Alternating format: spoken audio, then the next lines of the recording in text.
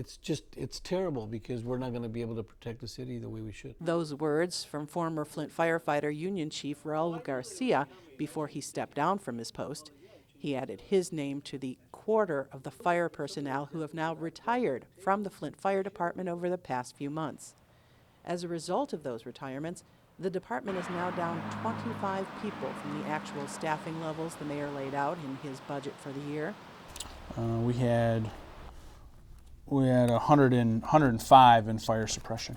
And as the number of retirees has continued to increase, the ability to keep all of Flint's fire stations manned is becoming an increasing problem. So you're going back down to 85 people from 105. We've been closing at least one station. It's either been 3 or 1. Actually, since April, fire station brownouts have been almost a daily occurrence in the city.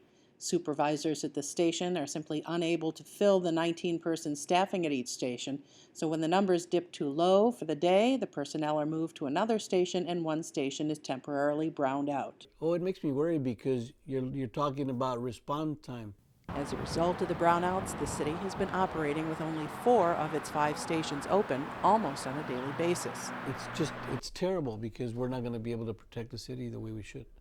Well, we don't have any money in the budget to add. I mean, our projection was our previous staffing level utilizing the SAFER grant with a 15% concession. And the Vice President of the United States, Joe Biden.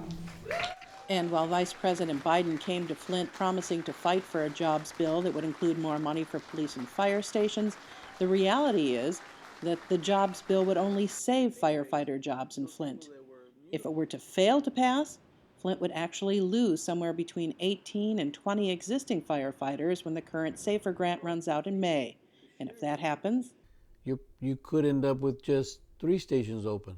and just 3 stations to cover over 100,000 people, Garcia says makes him worry about the safety of the residents, including himself. I live in the city of Flint, so I'm concerned for my own family. I'm not going anywhere from the city. I'm going to be living here for at least another 5 or 6 years.